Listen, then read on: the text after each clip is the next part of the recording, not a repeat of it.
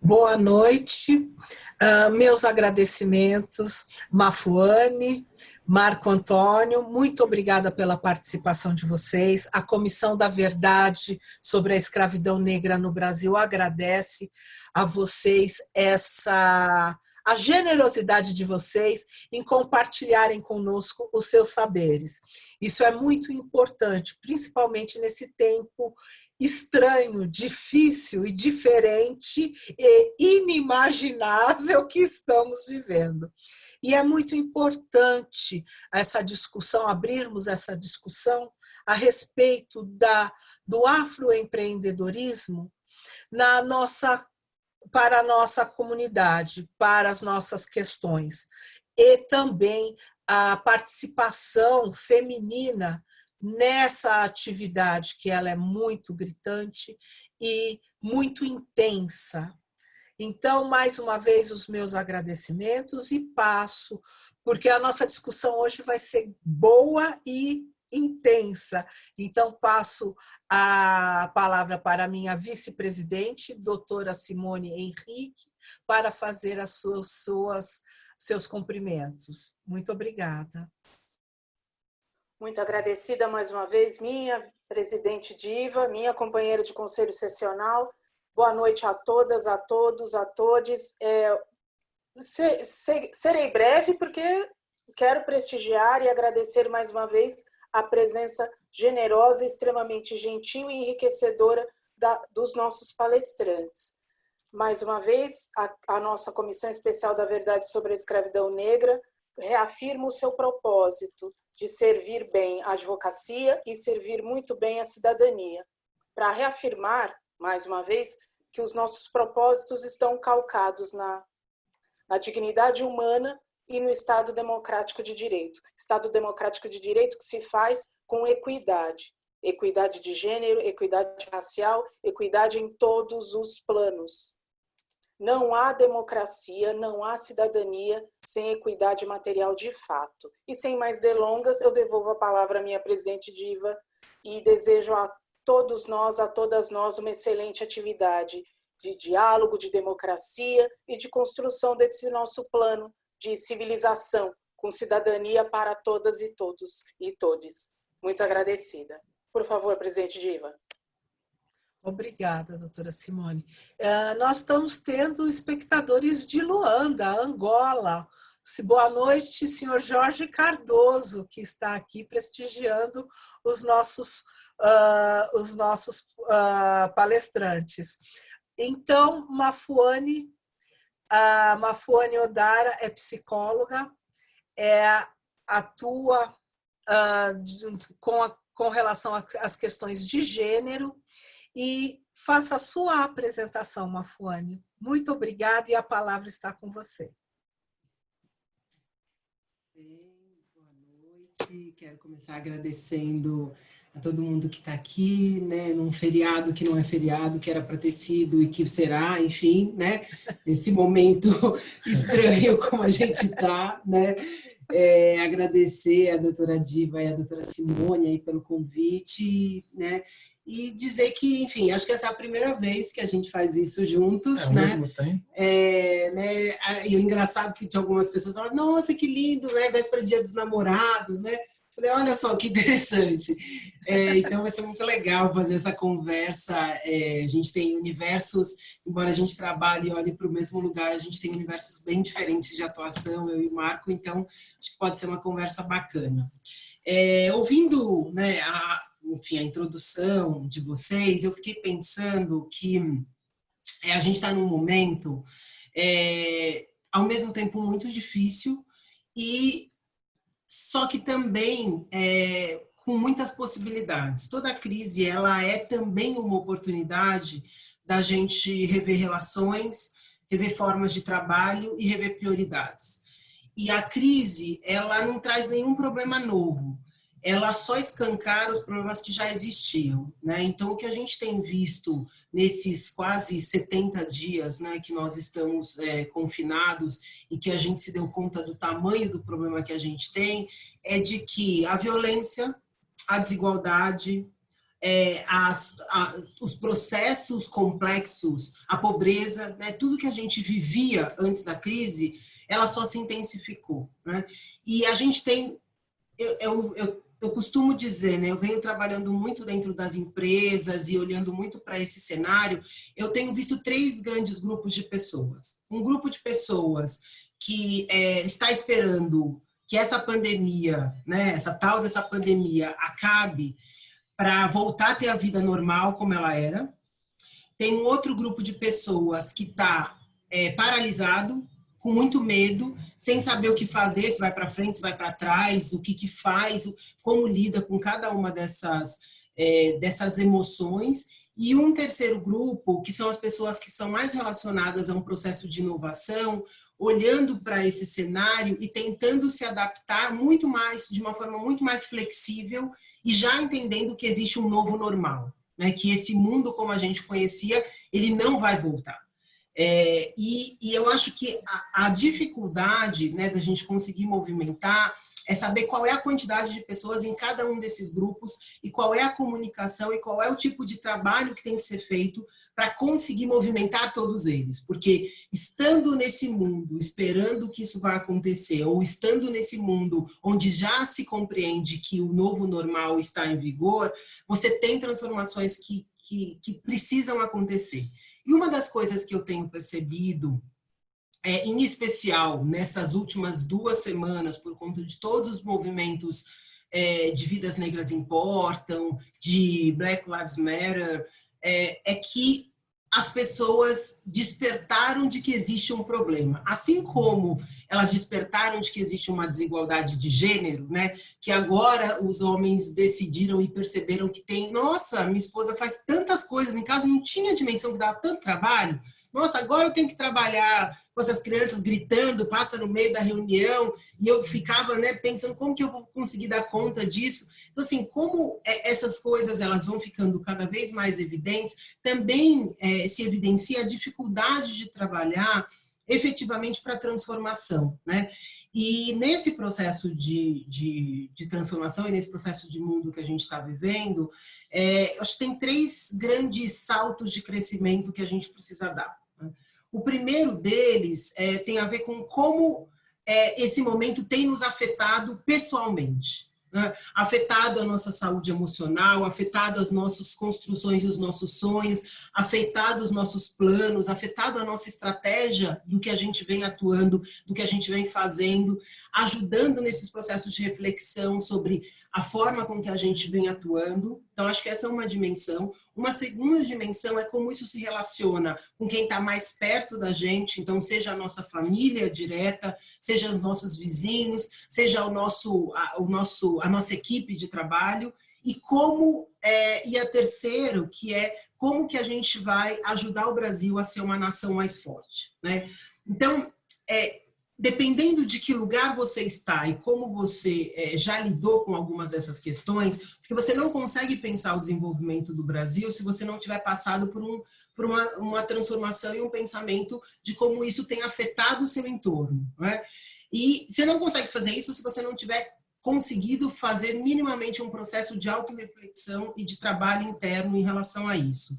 E quando a gente olha as relações raciais, isso não é diferente. Você tem um grupo de pessoas, né, que está olhando para esse tema e pensando qual é a minha responsabilidade em relação a isso, para entender se eu sou branco, se eu sou negro, qual é a responsabilidade que eu tenho para a redução dessas desigualdades que se apresentaram como gigantescas. A gente sempre soube disso, né? Não tem nenhuma novidade no que a gente está falando, mas a forma com que a gente se relaciona com esse tema mudou, né? Eu vejo, trabalhando aí junto com as empresas, eu vejo as empresas agora genuinamente preocupadas com esse tema, fazendo uma coisa que sempre foi necessário, que é construir metas muito claras de como é que a gente reduz as desigualdades. Sem meta, sem orçamento destinado, sem um plano muito claro de onde a gente quer chegar, é muito fácil a gente dizer que vidas negras importam. Se elas importam, como é que a gente vai mudar, né? Olhando aí para as perspectivas de gênero, se você olha o processo de violência e a intensificação da violência que tem acontecido agora durante a pandemia, em especial com relação às mulheres negras, as mulheres negras sempre foram as que mais morreram por feminicídio. Elas são as que mais sofrem qualquer tipo de violência ao longo da vida. Isso não é nenhuma novidade. A grande questão é, agora que a gente se dá conta disso, qual vai ser a nossa ação prática para que isso seja construído de outra forma? E quando a gente olha, né, para o papel que o direito tem e o papel que a gente tem nessa construção, não dá para desconsiderar que o direito ele é muito distante hoje de um processo de real redução das desigualdades que a gente tem. Para vocês terem uma ideia, quando a gente faz uma análise sobre a questão econômica e sobre o quanto o direito ajuda nessa questão da redução, e aí eu vou deixar a questão do afroempreendedorismo para o Marco trabalhar, vou trabalhar um pouco mais nessa dimensão de entender, né, um pouco desse contexto. Se você pega as ações pelo direito constitucional à saúde, tá? O que é o direito constitucional à saúde? É você ter acesso ao SUS e aos medicamentos e tratamentos que são raros e caros. Muito bem, aonde estão essas ações? Nos estados mais ricos, nos bairros mais ricos, nas cidades mais ricas. Então, ao invés de você reduzir a desigualdade, você amplia. Pega um outro exemplo, quando você pensa que, em média, uma família, para colocar um filho numa creche pública, demore 834 dias, e a gente está falando que só 24% das crianças que deveriam estar no processo, que deveriam estar nas creches, conseguem efetivamente serem matriculadas, eu estou dizendo que aquelas pessoas que conhecem mandato de segurança, por exemplo, elas acabam entrando na frente na fila. Quem sabe como fazer um mandato de segurança? Quem consegue acessar esses mecanismos jurídicos de redução dessas desigualdades? Então, se eu não consigo pensar esses elementos que são mínimos, a chance de eu ampliar as desigualdades ao invés de diminuir são muito grandes. Então, o que eu tenho percebido é que, nesse momento de pandemia, algumas coisas têm ficado muito mais evidentes. A primeira é de que o problema complexo, que é você reduzir as desigualdades raciais, ele não pode ser entendido como uma ação, com uma ação única para conseguir fazer com que essa redução aconteça. Então, essa primeira coisa. Um problema complexo, ele exige uma solução complexa. Então, a gente precisa ter um conjunto de ações, desde ações onde a gente fale sobre a mudança cultural que precisa acontecer, até ações muito práticas como essas, como é que eu, de fato, consigo reduzir os índices de feminicídio de mulheres, ou consiga incluir muito mais negros dentro das empresas, ou trazer muito mais investimento para os negócios liderados por negros, enfim, qualquer que seja a dimensão de qual a gente esteja falando, ela exige um conjunto de atividades. E o segundo ponto é que não só um conjunto de atividades, mas ela também exige que essas atividades sejam coordenadas entre si. Uma grande dificuldade é de que a forma com que a gente constrói as estratégias, elas às vezes são até estratégias bastante interessantes, mas que não conversam entre si. E ficou muito claro que nesse período, só pensando aí em termos de investimento social privado, em 2018, a gente conseguiu arrecadar, né, disponibilizar de investimento social 3,6 bilhões. Só nesses primeiros 5 meses foram 5 bi. Então, existe aí um grande universo de como é que você consegue aumentar o recurso disponível para realmente reduzir as desigualdades. Porque o terceiro elemento que é muito importante, que ficou claro, é que se a gente não trouxer a população inteira para melhorar as suas condições, o Brasil não só vai nivelar por baixo, como a gente vai decair assim, já estamos, né? Quando a gente olha as projeções em relação ao crescimento do Brasil para 2021, nós já somos o penúltimo país em crescimento. Então, a gente já tem uma projeção muito ruim de crescimento econômico, e se a gente não conseguir entender que a redução das desigualdades ela é fundamental para a gente conseguir fazer isso, a gente não vai conseguir avançar o patamar e muito menos voltar para o patamar de desenvolvimento econômico que já era ruim antes desse processo da pandemia. Então, acho que eu ficaria por aqui. para a gente poder fazer uma conversa também com quem está aqui nos assistindo.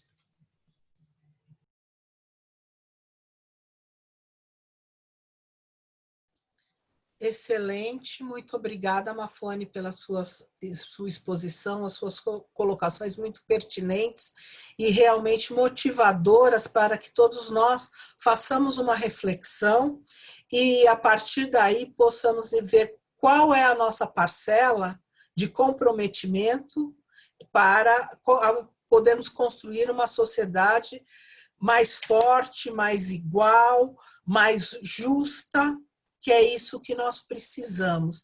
Então, que isso traga o esclarecimento e a força de pensamento a todos, para que a gente comece a avaliar qual é nosso dever de contribuição, a nossa forma de contribuição.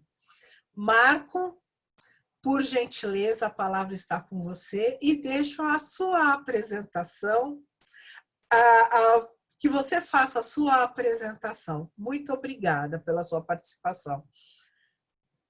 E a palavra está com você. Oi, tudo bem? Boa noite a todos. Eu agradeço a Diva, agradeço também a doutora Simone, doutoras, né?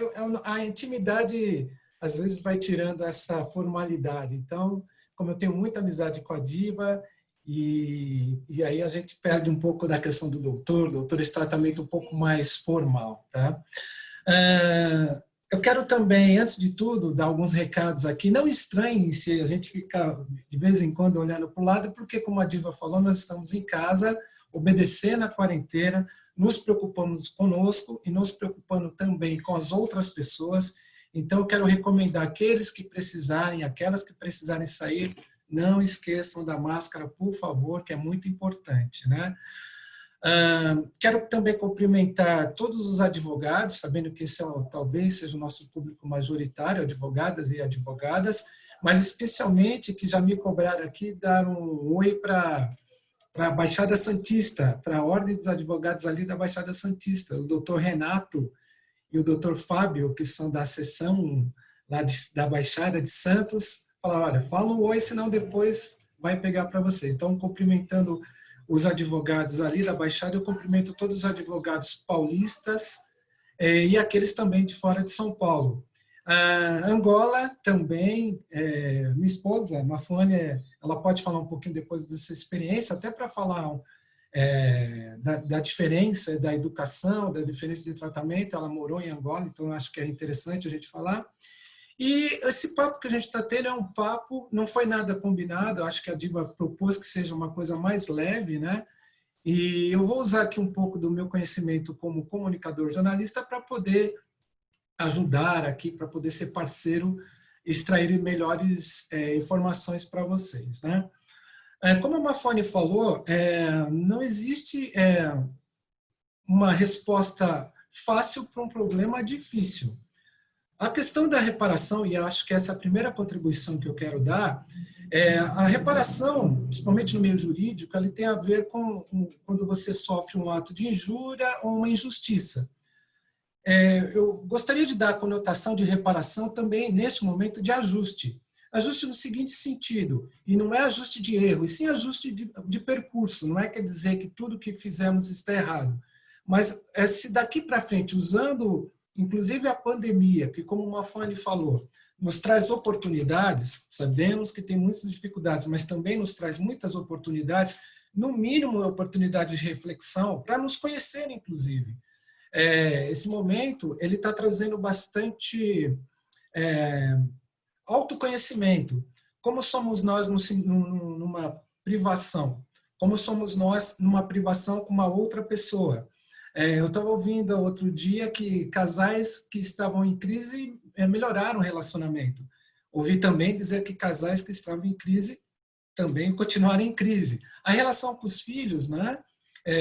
Principalmente no mundo masculino, ainda, né, numa sociedade machista, melhor dizendo, ainda recai sobre as meninas, sobre as mulheres, a guarda dos filhos, principalmente para a nossa comunidade.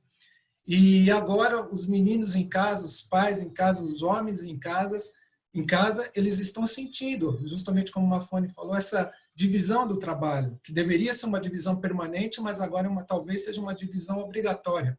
Que bom que utilizemos isso para ajustar, para reparar essa cultura, né, que é uma cultura machista.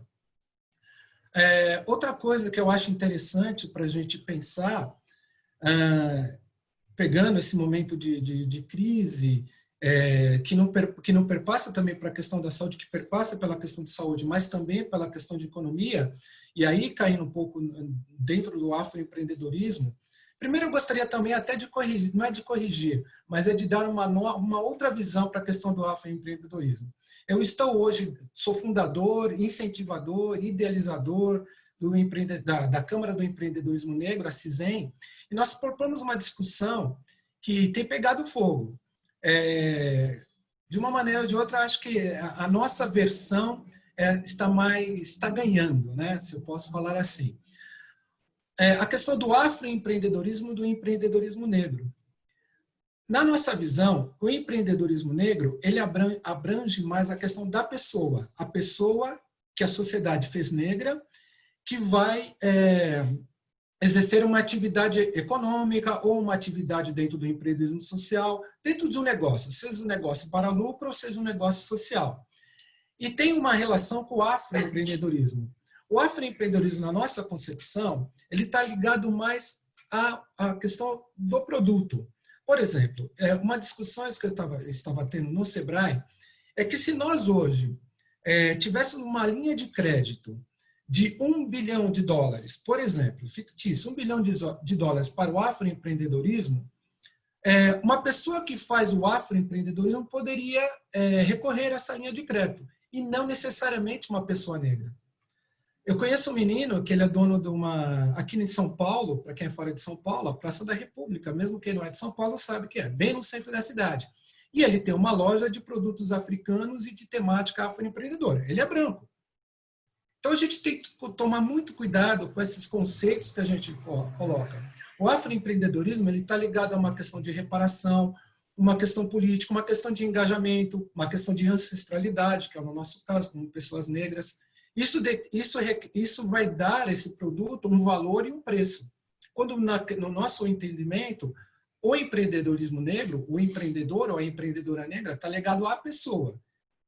O fato da pessoa ser negra vai demandar, em vários aspectos, como ela vai ser tratada pelo mercado, pensando no empreendedorismo no mercado, como ela será entendida pela sociedade e como ela vai exercer esse negócio. Então, eu gostaria de colocar isso como reflexão.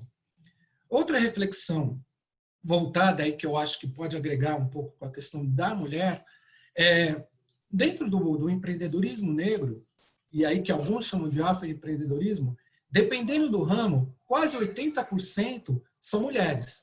Que ramos são esses? Beleza, estética no sentido geral, moda, cuidado, saúde, uma parte da saúde também, se a gente pensar no empreendedorismo social, ou mesmo de pessoas que fazem o seu CNPJ para ter alguma empresa de cuidado na área de saúde, são mulheres. Normalmente a gente sabe que o mundo da saúde, as enfermeiras, por exemplo, é formado por muitas mulheres. Então, se a gente pensar no afroempreendedorismo, pensando no sentido de reparação, o afroempreendedorismo ou o empreendedorismo negro, como queiram, eu não vou entrar no mérito nesse sentido, ele pode servir para reparar, em vários sentidos, esse histórico machismo que a gente tem aqui no Brasil. Por quê? As atividades econômicas, elas podem servir, primeiro, para a questão de mentalidade, uma nova mentalidade para a sociedade, né? O empreendedorismo, apesar de nós, negros, sempre fomos empreendedores, né? Vem aí, historicamente, se a gente pensar na reparação também como uma questão de resgate histórico, nós somos empreendedores. Por quê? O empreendedor é aquele que utiliza do seu conhecimento técnico, do seu conhecimento empírico para resolver um problema da sociedade ou um problema dele. Então, sempre fomos empreendedores. Eram os negros de ganho, as negras de ganho, as empregadas domésticas, mesmo antes de ser uma categoria formalizada, sempre fomos isso. Outra coisa também, como eu disse, o papel da mulher, como Diva disse também, ele é predominante nesse sentido, porque nós, meninos e meninos negros, morremos por vários motivos, ou nos matamos também. A gente não pode esquecer isso, por vários motivos também. Então, o empreendedorismo negro, ele pode servir como um reajuste de caminho. Agora, cabe a nós saber como trabalhar. Essas são as considerações, eu acho que iniciais, que a gente pode, até para causar reflexão e também elementos de perguntas e elementos de discussão que eu quero trazer. Tá bom? Eu só agradecer aqui que tem várias amigas queridas, advogadas, doutora Raquel, doutora Ana, doutora Marina Ganzaroli, parceiraças todas, muito importantes aí na luta pelo fim da violência contra as mulheres, em especial aí as mulheres negras. Então, e a Maquine aqui, sempre. Olha lá, Maquine, dá oi. Fala oi. Oi.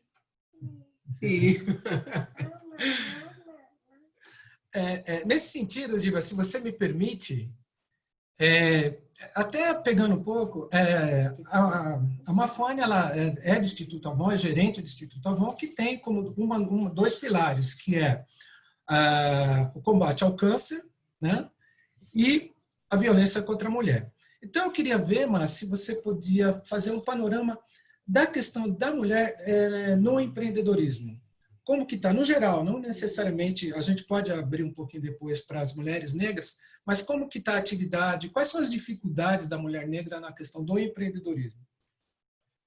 Em 2018, a gente teve uma feira aqui em São Paulo, que foi a Feira do Empreendedor, e aconteceu um processo muito, enfim, né? A gente aprende pela dor ou pelo amor, não tem outro jeito, né?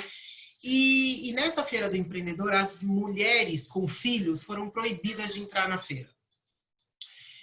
E isso causou uma super repercussão negativa, obviamente, e a justificativa do Sebrae nessa época é de que eles não tinham como controlar as crianças se elas ficassem perto das máquinas.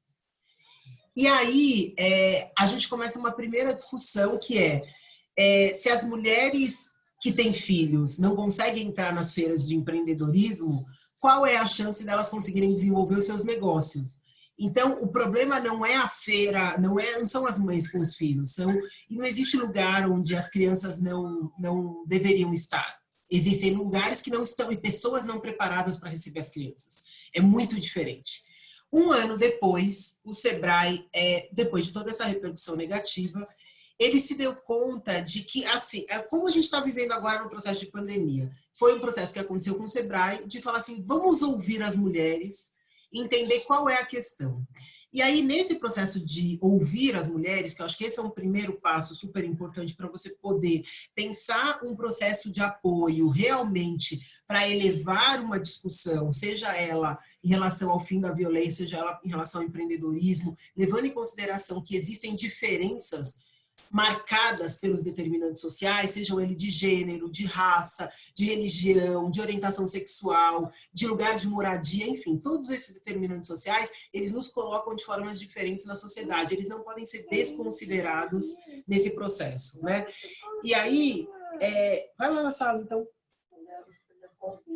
Ela não consegue ouvir, porque eu tô falando alto, né, meu fone, entendeu? Então, não dá, o seu fone não funciona, não. E aí o que acontece é que, nesse processo de escuta, eles se deram conta de dois fatores super importantes nessa questão do empreendedorismo relacionado às mulheres. O primeiro deles é de que existem algumas habilidades socioemocionais que as mulheres não foram estimuladas ao longo da vida a utilizarem. Por exemplo, além do fator, que é o fator da desigualdade salarial, por conta de você entrar recebendo menos do que um homem para a mesma função, tem um complicador nessa história, que é a negociação. As mulheres negociam mal ou não negociam seus salários, por exemplo. Né? Isso, ao longo da carreira, vai dificultando o processo das mulheres em relação aos salários, em relação ao crescimento da sua carreira. E aí, e um fator que complica essa negociação é que elas são mães. Então, elas falam, bom, eu já estou empregada, então eu já devia estar agradecida, porque, afinal de contas, mulheres que são mães, e elas, por exemplo, que voltam da licença maternidade, 50% delas são demitidas depois de um ano. Então, tem aí uma grande dificuldade que é você compreender que você conseguir se colocar e se posicionar. Então, acho que esse é um primeiro elemento que é ajudar as mulheres nessas habilidades socioemocionais. Uma segunda coisa que conta nesse processo, que é o fato de que as mulheres elas têm uma tripla ou quádrupla jornada, né? E que nessa pandemia ela fica ainda mais evidente, né? E as mulheres negras, a mesma coisa, e piorado, né? Porque esse processo, se a gente olhar as mulheres que são chefes de família e aquelas que são, a grande maioria das mães solo, né? Que a gente chama, são 11 milhões e 600 mil, não quer sair, então fica aqui. Bom, as pessoas estão, né? Tá tudo bem, né? Estão ouvindo bem? Que são 11 milhões e 600 mil mulheres, 60% delas são mulheres negras. Então, de novo, a gente tem uma sobrecarga em relação às mulheres. E quando a gente fala sobre mãe solo, a questão do empreendedorismo, ela não é por oportunidade, ela é por necessidade, o que complica ainda mais a situação. E um terceiro ponto que o Sebrae detectou é que qualquer programa de desenvolvimento de mulheres empreendedoras precisaria levar em consideração a maternidade. O que não deveria ser uma coisa só dessa percepção, é começar a entender que as crianças, elas fazem parte dessa construção. A gente não deveria ter que se separar, e essa é uma das minhas grandes defesas de maternidade e carreira, em todas as discussões que eu faço, e é por isso que talvez para a gente, para mim e para o Marco, seja menos difícil lidar com todo esse processo do isolamento, porque as crianças sempre fizeram muito parte das nossas atividades profissionais por uma escolha e por uma decisão política também, de mostrar que é possível, que se tiver um bebê numa reunião ou como ela está aqui no colo, não vai cair a internet, acabar com o processo, ou né, explodir o prédio. Vai ser menos sério, nossa, olha só. Eu acho até que fica até menos sério, fica menos pesado, né? Eu que trabalho com violência contra as mulheres, às vezes as reuniões são muito pesadas, e os bebês, eu acho que tinham que estar em toda a negociação de paz, porque de fato as pessoas mudam a sua energia quando os bebês e as crianças estão por perto. Então, eu acho que tem um aprendizado aí desse processo que é possível, ninguém morre porque trabalhar em casa com os filhos do lado, e a pandemia tem mostrado isso. Então, o que eu sinto, e eu tenho visto isso, é que os melhores programas e aqueles que têm se desenvolvido melhor, então, por exemplo, tem uma aceleradora de empreendimentos de mulheres, de mães especificamente, que é a Bit2Mami, ela olha exatamente como é que você ajuda as mães a desenvolverem os seus negócios, levando em consideração que as crianças elas fazem parte desse processo. Então, acho que esses 3 pontos são os pontos que eu destacaria em relação a como você pensa o desenvolvimento de mulheres empreendedoras. Eu fiz questão de trazer esse ponto para a gente pensar, e aí eu vou fazer um apanhado geral. Dados de 2017, 2018, dados pelo Sebrae, junto com uma organização internacional, que é GEM, Global Entrepreneurship Monitor, revelou que nós somos, no Brasil, por volta de 52 milhões de empreendedores. Oficial, né? Esquecendo que, diferente de, por exemplo, dos países dito de primeiro mundo ou desenvolvido, que é o termo que usam agora, nossos dados eles não são tão certos em algumas áreas, no agronegócio eles são bem certeiros, mas em algumas áreas não são tão precisos assim, e pensando em declaração de dados, autodeclaração ou busca de dados, tem muita informalidade. Então, são 52 milhões de negócios, né, aqui no Brasil. O Brasil ele é o país mais empreendedor do mundo, de acordo com essa pesquisa. Na frente dos Estados Unidos, na frente de China, na frente de Alemanha. Agora, desses 52 milhões, Sebrae também revela que desde 2012, sempre falando oficialmente, porque nós sabemos que sempre fez parte, né, da nossa vida. Justamente por isso, o nosso empreendedorismo ele é muito ligado a se virar, ligado a, não é pela oportunidade de fazer negócio, sim o empreendedorismo de necessidade. Então, a comunidade negra já tem essa questão de ser empreendedor, que inclusive também é um termo que se usa agora, que não foi inventado pela gente, que era o dono de negócio, ter o seu próprio negócio. Agora que a gente coloca, que não fomos nós que colocamos uma camada, uma camada em cima dessa atividade, agora nós somos obrigados, inclusive, a pagar para aprender aquilo que a gente já sabia. Então, essa relação também é muito esquisita.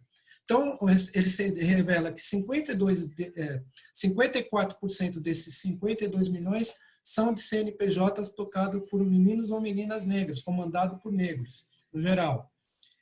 Agora, nós temos um problema. Como a Mafone falou, temos algumas dificuldades que perpassam, aí sim que recai o racismo. Por exemplo, no geral, para você ver como a relação de gênero e a relação racial também ela se mistura numa questão de formar políticas públicas de entendimento numa atividade, e aí a atividade empreendedora.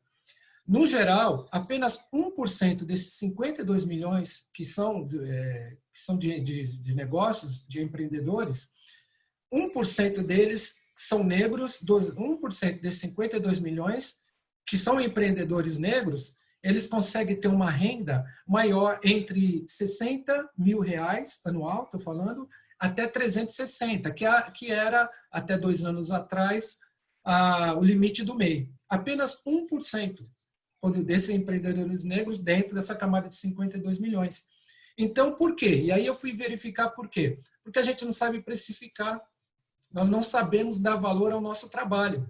É muito difícil, eu acho que todos nós, mesmo nós, os advogados que nos ouvem, ou o público em geral, quando a gente vai, normalmente, eu falei com uma menina muito bacana, que ela deixou a atividade dela no mundo corporativo para trabalhar com gestão especificamente para empreendedores negros. Ela se lançou nesse sentido.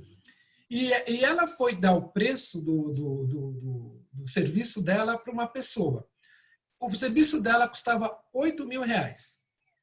A pessoa falou, não dá para fazer uma negociação? Claro, eu posso fazer esse serviço por R$6 mil. Aí essa pessoa, no retorno, falou, não, R$1.000.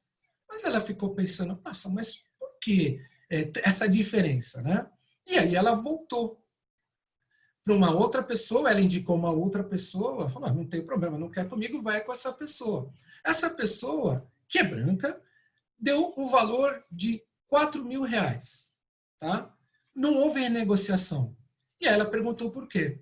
A dona dessa essa pessoa que queria o serviço, ela falou, não, é porque eu valorizo o seu trabalho. Ela fez a seguinte relação. Quando eu dou um preço, essa pessoa não vê o valor do meu trabalho. Quando aquela pessoa que é branca pede um preço, a outra valoriza o trabalho. Então, é muito interessante essa questão da precificação, a questão da relação. E o que é mais interessante, ela se sentiu mal em dar o valor do valor do serviço dela. Então, essa relação que a gente tem, essa capacidade que a gente tem, deveria ter, que deveria ser normal, do lidar com o dinheiro, que perpassa pela questão do gênero, também perpassa para nós no sentido de empreendedores negros. Então, eu quis fazer essa relação, trazendo um pouco do mundo feminino, que não é só do mundo feminino. O que acontece com a mulher quando decide empreender é um reflexo de nós, no geral, como empreendedores negros, quando nós vamos para o mercado. Então, eu acho que essa relação pode ser muito interessante como reflexão. Só falar uma coisa, porque eu estou vendo aqui os comentários. Primeiro, querido Cláudio, obrigada aí pelo seu elogio. A gente, na verdade, é super fã de vocês, a nossa família querida, Cláudio e Cláudia, e nós nos fortalecemos juntos. Vocês colocarem os comentários para toda... Tem que colocar não só all panelists, mas também all attendees. Porque senão vocês só uma parte vê os comentários de vocês. Com você, Diva. Ou Simone. Muito obrigada pela exposição de vocês. E eu vou aproveitar, eu gostaria de lançar aí uma questão que ela perpassa pelo sentido, pelo objetivo da nossa comissão. O empreendedorismo, o afroempreendedorismo, ele vem lá desde o século XVIII, XIX, porque a nossa comunidade, os escravizados, as escravizadas, isso iniciou-se com as mulheres negras, porque saíam em busca de oportunidades, de buscar recursos para comprar não só a sua liberdade, mas também como de seus filhos e até mesmo de seus companheiros. E esse empreendedorismo inicial, como ele afeta hoje, o que ele trouxe para a composição, para a formação do afroempreendedorismo hoje, de que forma ele fortaleceu esse empreendedorismo que hoje, com todas as técnicas, com todas as práticas da evolução dos tempos, ela é aplicada. O que nós podemos, qual a identificação que nós podemos fazer daquele empreendedorismo primário para o de hoje? E o Marcos sabe, porque esse é um questionamento meu constante. Eu, sempre que posso, eu volto, faço essa reflexão. Então, Marcos, se você puder trazer essa explicação para nós, eu acho que seria muito importante. Eu vou falar agora porque a bebê dormiu no colo e ela vai colocar, a Mar vai colocar a bebê para dormir na cama. Diva, uma das coisas, como eu falei do termo, né, que é empreendedorismo, empreendedorismo negro, empreendedorismo no terceiro setor, a palavra empreendedorismo, ela é nova, no sentido como delimitante de uma ação de negócios, né? Inclusive, ela vem, não é uma palavra de origem nossa, ela vem provavelmente de origem anglo-saxã, que está ligado a entrepreneur, aquele que se aventura. Entrepreneur quer dizer o cara aventureiro, a pessoa que se aventura. Todo empreendedor, ele vive no risco, então por isso que ele é o aventureiro, né? Nesse sentido, nós estávamos como empreendedores, aqueles que tinham atividades econômicas, né? Nós estávamos à frente do nosso tempo. Por que eu estou dizendo isso? O que se pede hoje nas relações de comércio, nas relações dos negócios? O negócio mais compartilhado, não é? Compartilhar. Nós deixamos agora, depois de um certo tempo, principalmente com o avanço da tecnologia, nós estamos mais num mundo mais compartilhado. O carro hoje não serve só uma pessoa. O carro hoje pode servir a 4 pessoas, não é? O advento dos aplicativos. Nós pedimos no mundo corporativo, um mundo corporativo que seja mais, que pense mais na pessoa, mais humanizado. Nós pensamos nas relações, inclusive nas relações entre nações, que se leve em conta a questão da humanidade, na questão da empatia. Tudo isso, se você pegar, está ligado muito ao mundo feminino. Se está ligado ao mundo feminino, é o mundo das mulheres. Se está ligado ao mundo das mulheres, isso perpassa também pelas relações, das formas como as mulheres levam os seus negócios. Eu sempre digo o seguinte, né? Mohamed Yunus, ele fez o Grameen Bank, né? Que é que, basicamente, falando que rapidamente como funciona, ele dá empréstimo para mulheres para tocar os seus negócios. Começou lá na Índia. E por que para as mulheres? Porque as mulheres, elas são mais responsáveis. Hoje, se você pensar hoje, se eu pegar ainda hoje, apesar de todo o avanço que teve a questão da luta feminina, se eu der 20 mil reais para um menino hoje, de 18 anos, ele vai comprar um carro. Se eu der 20 mil reais para uma mulher, não necessariamente isso acontece. Tá? Se ela comprar um carro, ela pensa em outros motivos diferentes do homem. Ela vai pensar na família, ela vai pensar na atividade, talvez, econômica dela. Existe aí. Então, nós estávamos, como, na minha opinião, entre outros aspectos também, mas nós, como comunidade negra, muito devido à questão da mulher, à frente do nosso tempo. Por quê? Porque o nosso empreendedorismo, ainda hoje, eu não sei como será no futuro, mas ainda hoje o nosso empreendedorismo, ele, por necessidade e também por característica, ele é o empreendedorismo de compartilhamento. Né? É só ver as atividades empreendedoras nas favelas ou nas periferias. Ela é sempre pensada de uma maneira de agregar. Né? Trabalhar de forma em cooperativa. Uma das grandes dificuldades do empreendedorismo negro é fazer que ele se una para poder trabalhar junto. Mas as cooperativas de costureiras é uma coisa já notória. Desses pequenos serviços, cooperativas de empregadas domésticas também. Então, a relação, essa relação, essa forma de ver os negócios que perpassa pelo mundo feminino, estou fazendo uma característica geral, é a modernidade hoje, e que faz parte da gente. Você mesmo disse na abertura que são as mulheres que, por vários motivos, a família negra é uma família matriarcal no geral. Mesmo não sendo reconhecida, inclusive dentro da comunidade negra, mas é uma família, tem uma forte característica matriarcal. São as mães negras que detêm o poder na família negra, ainda hoje, ou pelo menos uma boa parte, por vários motivos. Então, eu acho que nós estamos na modernidade. Nós tratamos os nossos negócios como hoje se pede que se trate o negócio, mais compartilhado, mais cooperativo, pensando em outras questões que não seja o lucro.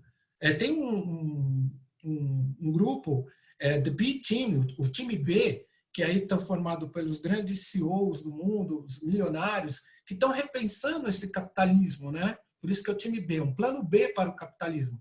Dentro desse grupo está, por exemplo, um brasileiro, que, se eu não me engano, é o único brasileiro que está, é o Guilherme Leal, que é dono da Natura, que inclusive adquiriu a Avon agora faz uns 4 meses aproximadamente, né? E eu, num papo que eu tive, das poucas oportunidades que eu estive com ele, dentro de um grupo que eu participo, né, de ação política, ele falou, como nós pensamos no empreendedorismo, primeiro no empreendedorismo mais acolhedor, no empreendedorismo que seja mais igualitário, e ele falou, nós pensamos um empreendedorismo com características femininas. Pode falar, se você adicionar. Não, acho que é isso. Doutora Simone, seu questionamento? Olha, em verdade, eu quero dividir a minha admiração e o meu reconhecimento por mais uma oportunidade singular de aprendizado com Mafane, com Marco Antônio. É impressionante as janelas de percepção, as janelas de desenvolvimento, de reflexões que a fala de vocês dois nos permite. É um grande presente para nós, na Casa da Advocacia, na Casa da Cidadania, termos essa oportunidade de aprendizado e, mais ainda, compartilharmos com a nossa comunidade. A nossa Comissão Especial da Verdade sobre a Escravidão Negra tomou posse recentemente. Nós fomos empossadas, eu e minha presidente Diva, em novembro. Muito, muito recente. Mas todas as nossas atividades, e mais uma vez a atividade que desenvolvemos hoje não foge à regra, reforça o nosso compromisso com a cidadania, com a advocacia, com democracia, com direitos fundamentais, mas de uma maneira plural, diversa, reflexiva e calcada em conhecimentos técnicos. Mas não conhecimentos meramente tecnicistas. A experiência subjetiva também está presente nas nossas atividades, e isso é motivo de grande alegria para nós. Olha, as palavras faltam, e olha que eu sou pródiga em palavras, mas, em verdade, nesses tempos estranhos, nesses tempos em que tantas vezes precisamos reafirmar o óbvio, ou seja, precisamos reafirmar o nosso compromisso com direitos fundamentais para todos, com democracia para todas e todos, é um refrigério na alma tê-los conosco. Em verdade, é isso. Eu não tenho questionamentos, agora não tenho. Só tenho elogios e agradecimentos. Sem ser cabotina, porque não tem essa necessidade. é reforçar mesmo. É o renovo da esperança. Porque muitas vezes nos sentimos emparedados e emparedadas. Porque estamos nas estruturas que, por mais que aparentemente tenham boas intenções, e muitas vezes têm boas intenções de fato, nós estamos lidando com superestruturas de opressão. Não estamos fazendo um debate subjetivo, estamos falando de estruturas que formam e informam todas as nossas relações, desde o plano íntimo, quanto no nosso plano corporativo, e aqui na nossa instituição não é diferente. Então, quando nós conseguimos dialogar de um modo civilizado, fundado em dados, fundado em informações técnicas, sem nenhuma polarização, ou mais do que isso, sem o discurso raso de olha, não é uma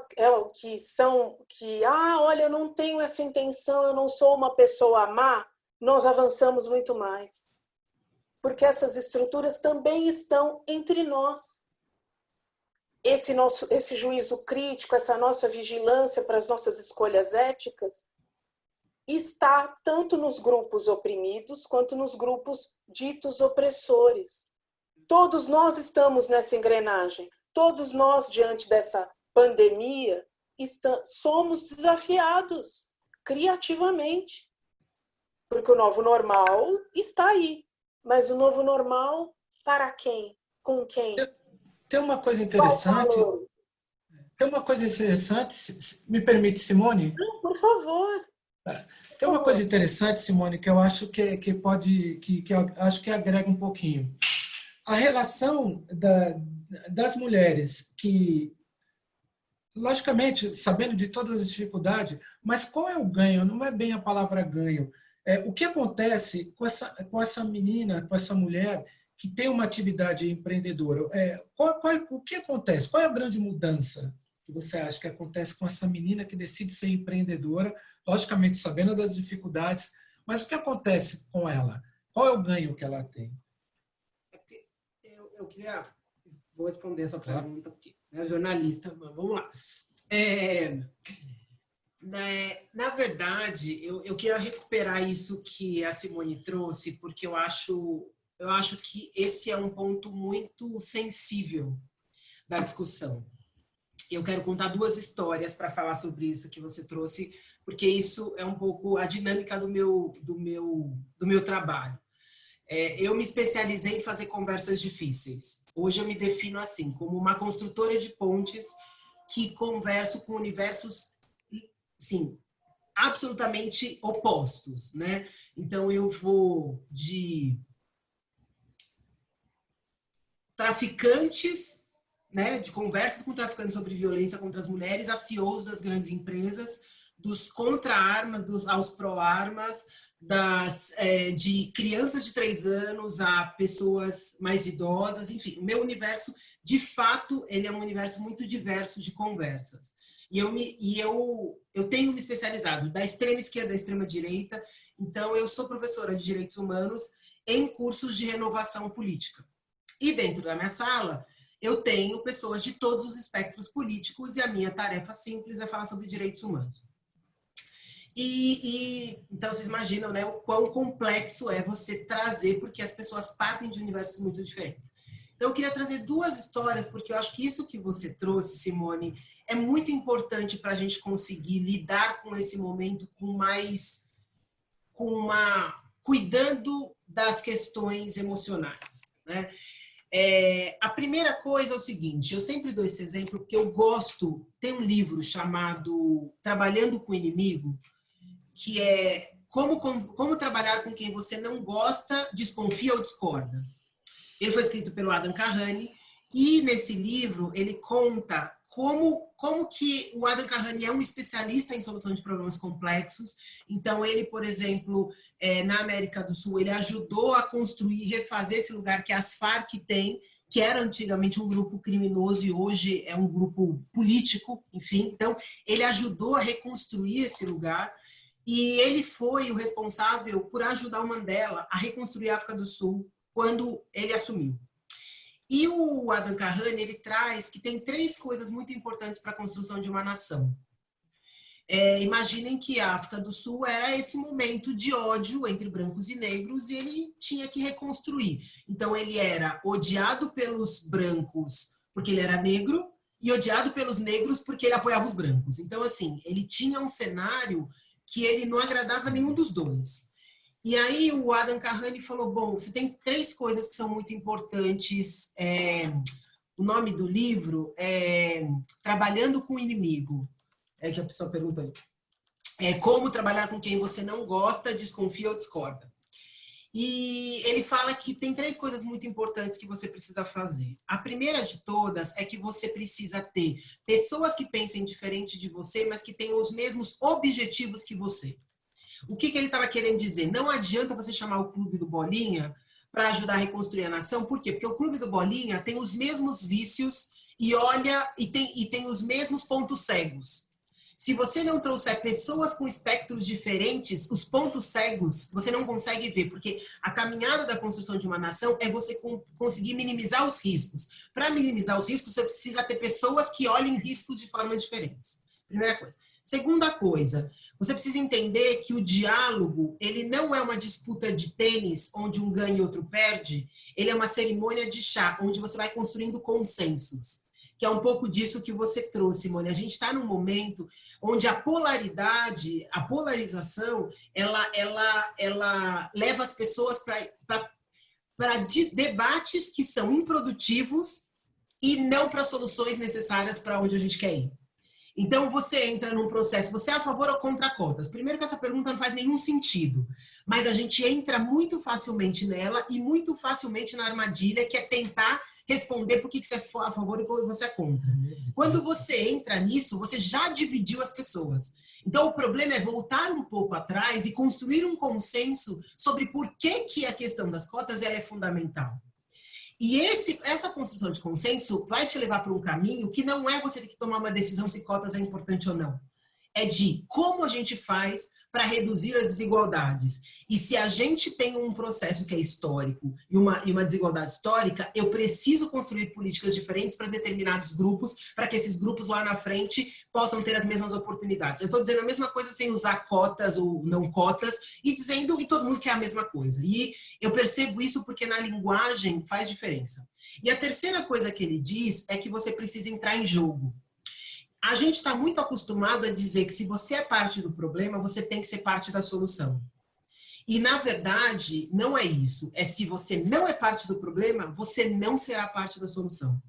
Então, entender que esse problema que a gente está enfrentando de redução das desigualdades, ele é problema de todo mundo, dos negros e dos brancos. Dos negros também, pela forma que muitas vezes, e assim, não é uma crítica ao processo, mas talvez uma autocrítica que a gente não faz, que eu tenho feito muito por trabalhar muitos anos em direitos humanos, que é entender por que a gente ainda não conseguiu mostrar para as pessoas que direitos humanos não é direito de bandido.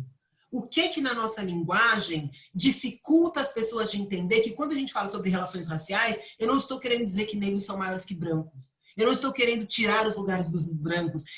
Assim, o que a gente está falando na nossa linguagem que não está ajudando as outras pessoas? Porque o que acontece?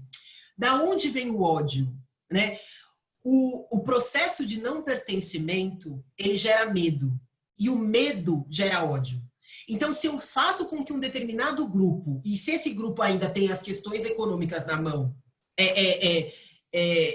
dificultar ainda mais essa construção dessa ponte, o medo que eles sentem gera ódio. E hoje o que a gente está vivendo é isso, é um ódio que é impossível de você conseguir começar um diálogo. Uma vez eu estava conversando sobre a questão LGBT com uma pessoa que, enfim, muito próxima e, assim, extremamente estudiosa, super inteligente, filósofa, e eu não conseguia mostrar para ela de que o fato de uma pessoa casar com uma pessoa do mesmo sexo não pode dar 34 direitos a menos.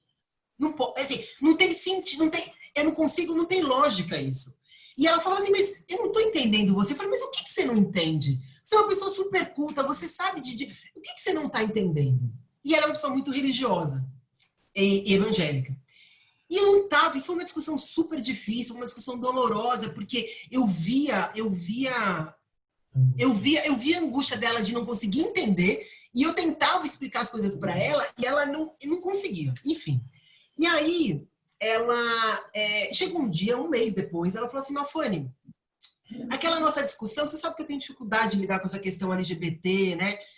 Aí eu falei, eu sei, né? Foi muito difícil aquela discussão. Ela falou assim, mas eu entendi o que você falou. Ela me disse o seguinte, se Deus criou os seres humanos, e os seres humanos foram criados na base do amor, quem sou eu para ser acima do amor de Deus? Eu falei, mas era isso que eu estava tentando te explicar. Mas a minha linguagem não acessava, porque ela, como alguém que vem do campo religioso, ela pensa por 3 pontos. Eu aprendi isso com o... Como ele chama? O pastor... Do Rio de Janeiro? Como ele chama? Eu sei. Vou lembrar o nome dele. Novo, super, maravilhoso. Adoro. Henrique Vieira. O Henrique, ele me ensinou, ele falou o seguinte, Mafone, para você conversar com grupos evangélicos, você tem que lembrar que eles partem de 3 princípios. Uma verdade absoluta, que é fruto de uma reflexão supra-histórica, portanto é imutável. O que ele está querendo me dizer? Não adianta você falar em direitos humanos com quem é evangélico. Eles partem de um lugar, eles nem acessam do que você está falando. Porque o lugar que eles estão falando é de outro, e aí para mim fez muito sentido. Então, quando você fala sobre a importância da gente conseguir entender os sentidos da essência, e às vezes eu me sentia super ofendida por algumas pessoas que falavam assim, não, Mafone, mas o que eu estou querendo dizer é que a gente precisa pensar, partir do que nos une e não nos separa. Isso me dava um negócio que era assim, falava, gente, mas assim, eu quero falar sobre as minhas dores, eu quero falar sobre a minha história, por que eu tenho que falar sobre o que nos une? Eu não entendia do que ela estava falando. E muitas vezes essa ideia é entender assim, a gente quer a mesma coisa, eu quero oportunidade para todos, eu quero oportunidade para negros e eu quero oportunidade para brancos. Se a gente quer oportunidade para todos, a gente tem que saber que as oportunidades para todos não virão do mesmo jeito. Aí as pessoas entendem. Mas eu ficava muito preocupada em tentar encontrar esse consenso, achando que esse consenso ia diminuir o meu lugar. Então tem uma questão que eu tenho aprendido, que é você conseguir encontrar dentro desses universos, e como os mundos eles são muito diferentes, o mundo corporativo é muito diferente do mundo social, direito é muito diferente da psicologia, o mundo do esporte é muito... Então assim, a gente se prende muito a as nossas construções e a gente consegue ver muito pouco como é que a gente se comunica com o outro. E essa é uma grande das críticas que eu faço para o direito, porque eu penso que o direito ele é uma ciência que muitas vezes é quase exclusiva de quem é desse campo. Tem algumas palavras, algumas formas que eu falo assim, gente, assim, eu conheço o direito, eu tenho dificuldade de me relacionar com esse universo porque eu não consigo entender do que vocês estão falando. É possível vocês fazerem uma conversa de 10 minutos e eu não entender absolutamente nada do que vocês... E eu me sinto uma pessoa razoavelmente inteligente. Então, eu acho que isso é um complicador dos processos. E se a gente não for responsável pelo que o outro escuta também, a gente não vai mudar essas relações. Então, é super importante a gente falar sobre esses processos, mas também é muito importante a gente encontrar qual que é a melhor linguagem para conseguir, no meio das frestas, porque a gente é atravessado pelas questões de gênero, pelas questões de raça. Não tem como. O Brasil é um país desigual, ponto. Então, assim, como que a gente vai encontrando estratégias para, de fato, a gente conseguir avançar? É óbvio que eu sou uma pessoa otimista. Eu acho que a gente só anda para frente. Eu acho que a gente tem processos cíclicos, mas eu acho que os meus pais não lutaram tanto para que eu estivesse no mesmo lugar e eu não estou no mesmo lugar. E os meus pais sempre disseram isso. Você tem que ser muito melhor do que a gente foi. Porque é esse o papel, passar o bastão. E eu, obviamente, que eu vou... E os meus filhos serão muito melhores do que eu e os meus netos, assim, por diante e tudo mais. Então, deveria ser. É que eu acho que Eu acho que a questão só é como é que a gente ajuda as pessoas a perceber isso para conseguir não se paralisar. Porque num momento como esse que a gente está vivendo, a chance de falar assim, não deu nada certo. Nossa, a gente passou pela ditadura, a gente passou por momentos tão violentos, fala assim, deu tudo errado. Não deu tudo errado. Eu acho que a gente tem um processo aí importante que a gente não está... Eu não sei exatamente o que. Eu sei que eu estou... Né? Mas eu acho legal também essa questão desse equilíbrio na análise de tudo que a gente faz. É justamente isso. Que a gente está falando da vida da gente é uma questão de equilíbrio, né? Por exemplo, nossa tônica, nosso tema aqui é o afroempreendedorismo e o empreendedorismo negro, né? Pô, se a gente está falando desse mundo, nós estamos falando de um mundo altamente ligado ao capitalismo. É uma questão que se impõe. Grande parte da parte organizada, que a gente chama de movimento negro, por vários motivos, e dá para entender por quê, eles vão para a linha que hoje a gente conhece, que também já caiu em desuso, que vamos para colocar aqui, que é a linha da esquerda, que faz uma crítica muito pertinente ao capitalismo. Mas como nós falamos do empreendedorismo, nós estamos falando de nos adaptar a esse mundo. Isso não quer dizer que a gente precisa fazer tudo. Nós podemos até mudá-lo, por isso que a gente tem que entrar no jogo. Mas uma questão é essa, do equilíbrio. Esse mesmo sistema que é injusto, que potencializa a desigualdade, mas também nos trouxe outras e outras, que eu não vou entrar aqui fazer uma lista disso, outros benefícios. Então, muitas vezes eu acho que essa falta de diálogo faz que a gente, inclusive... aquele ditado, né, que é um pouco, você joga o bebê fora e fica com a água. Então, muitas vezes a gente tem que é horrível, né? É horrível isso, pelo amor de Deus, a gente ficou com essa cena na cabeça. Agora, choca. Agora, joga o bebê fora e fica com a água. É o que me veio na cabeça. Mas queria que você respondesse, por exemplo, quando uma mulher tem uma atividade empreendedora, logicamente, que consegue passar por todas as dificuldades que é característico, o que aumenta? O que tem de positivo? Então, é que eu entendo essa questão do empreendedorismo, tem várias... Eu me considero uma pessoa super empreendedora e eu estou dentro de uma grande corporação, que é o multinacional, que é o intraempreendedor. O empreendedorismo é um conjunto de habilidades que te ajuda a lidar de forma mais rápida aos processos de transformação que acontecem na sua vida. Os empreendedores são pessoas que são muito mais preparadas para lidar com situações como essa que a gente está vivendo. Por quê? Porque a dinâmica do empreendedor, ela não tem rotina, né? Então, você precisa se adaptar e aprender a se organizar, levando em consideração quais são as condições. E a Ana Lívia fez uma pergunta agora, especificamente falando sobre isso aqui, nas perguntas, que era exatamente... falando sobre qual que é a visão do empreendedorismo como uma forma de sobrevivência, dado o cenário que a gente tem de um mercado formal escasso, né? Assim, eu acho que eu tenho mixed feelings, eu tenho, né, sentimentos bem mistos em relação a isso. Assim, eu entendo essa questão, acho que o empreendedorismo ele é um componente muito importante, inclusive a maior parte, né, das pessoas que estão empregadas, elas estão relacionadas a pequenos e médios empreendimentos, então a gente tem uma grande população aí que vai ficar desempregada, inclusive em relação a esses pequenos empreendimentos. 90% dos negócios são pequenos e médios. Então, assim, a gente tem um grande problema aí com esse processo da pandemia, de novo, porque a gente não tem uma política de apoio aos empreendedores, a gente não tem uma lei específica. Então, isso que o Marco falou, por exemplo, com relação ao microempreendedor individual, que hoje é 81 mil, e o microempresário, que é o ME, né, que vai até 360 mil reais.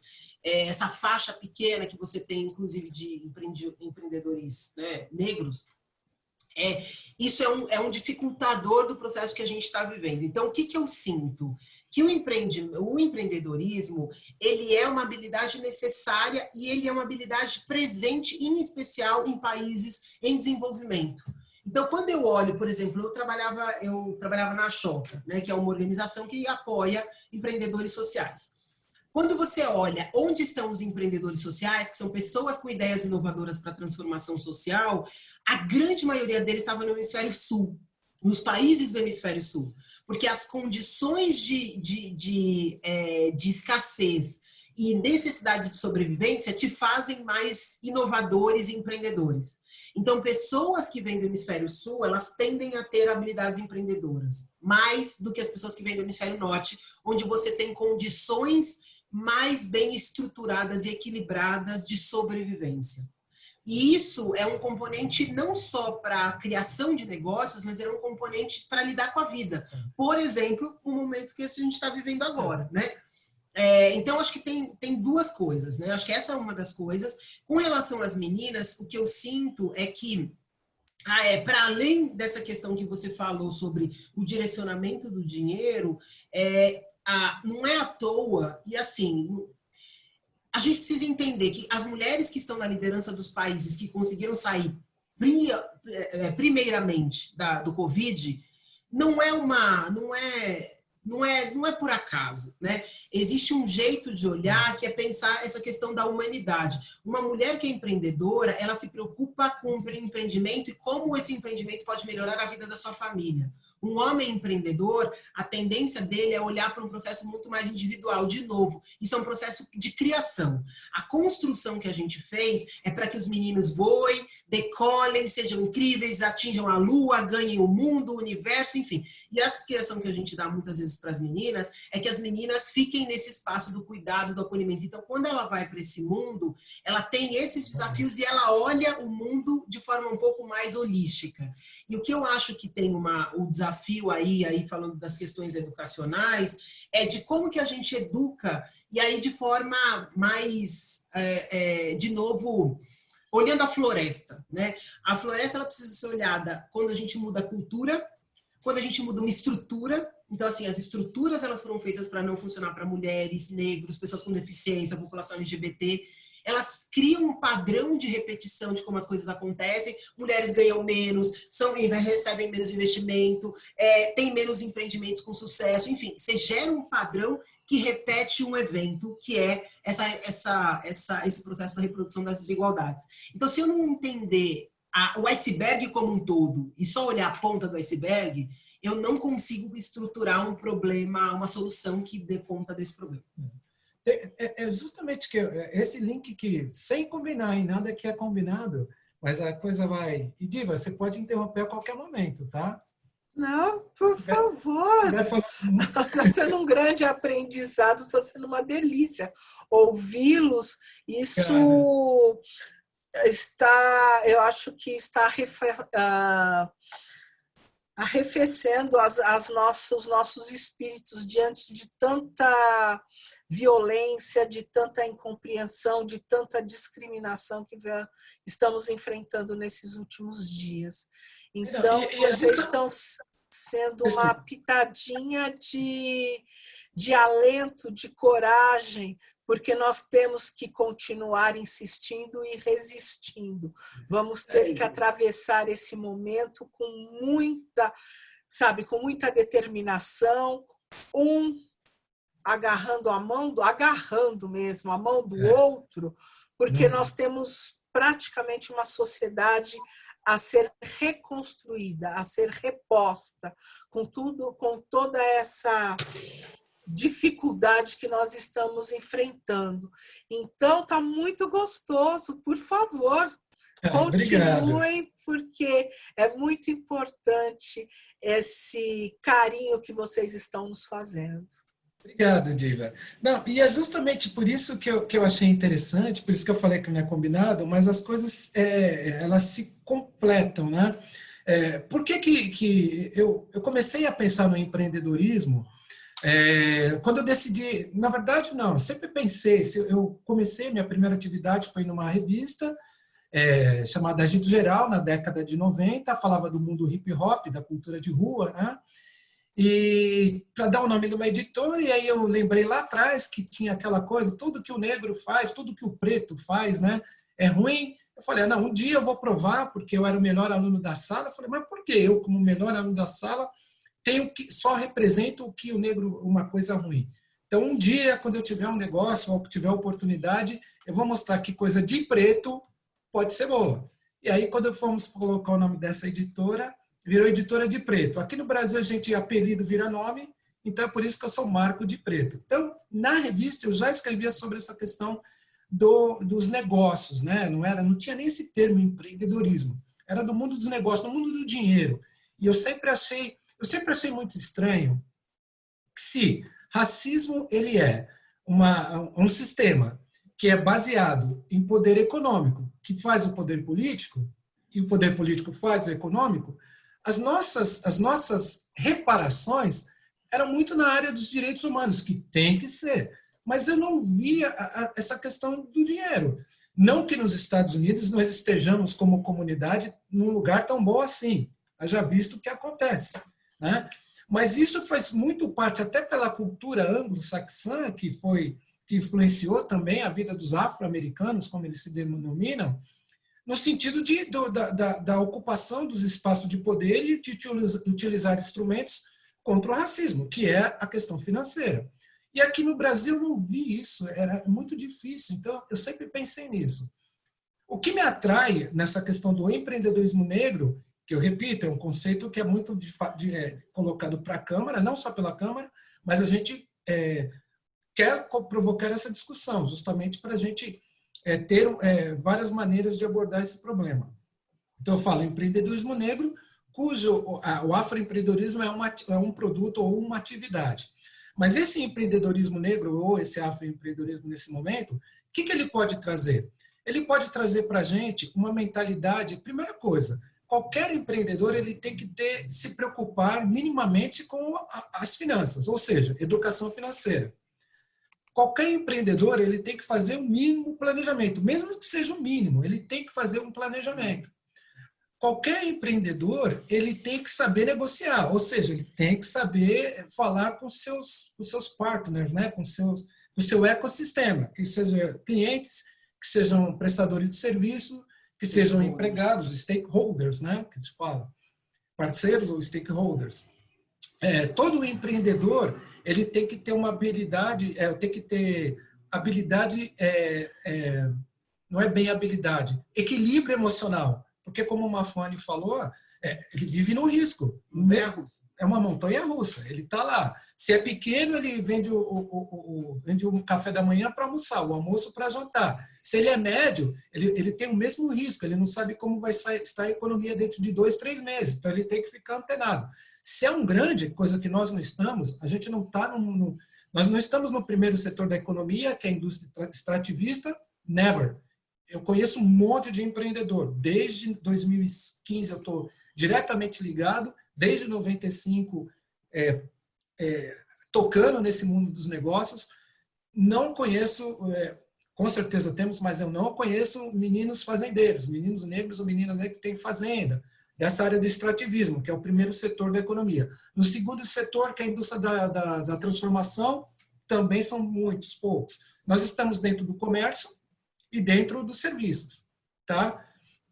Mas isso, todas essas habilidades, voltando ao raciocínio, todas essas habilidades, eu acho que antes de pensar no negócio, ela pode ser muito propícia à nossa comunidade.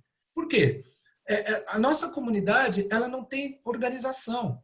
E não estou falando que a culpa é nossa, não é culpar a vítima.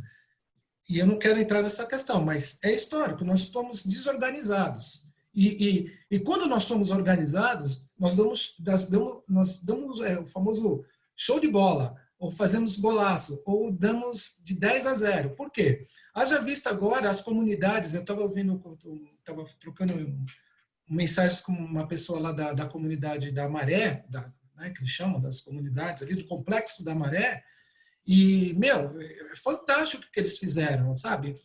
É um sistema de ajuda ali que, bateu em 1000-0 no Estado. A mesma comunidade do lado, de acordo com essa pessoa, que não é tão organizada, está sofrendo, todos estão sofrendo, mas muito mais pela questão da pandemia. Ou seja, a organização é importante. Então, a mentalidade empreendedora, na minha opinião, pode trazer bastante benefício para a gente, que é diferente de ter um negócio, que é diferente de uma ode, de uma saudação impensada ao capitalismo. Não é nada disso. Até porque, como eu disse, a nossa maneira de fazer o negócio é diferente. ainda hoje ele é diferente.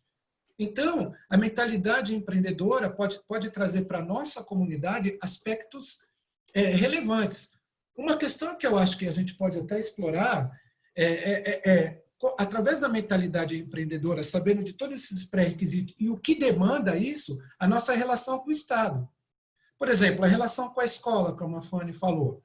Hoje, a falta que eu sinto, eu, por exemplo, apesar de estar economista, estar estudando para isso, como mais uma formação, tenho dificuldade com matemática. Eu estudei em escola pública, eu sou ex-atleta, quando eu fui estudar em escola particular, é muito por causa da bolsa, lógico, sei fazer o básico do básico da matemática.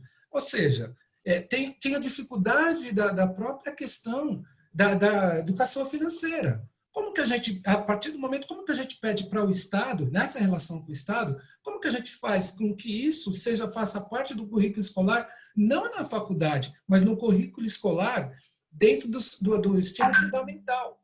É uma proposta de relação com o Estado.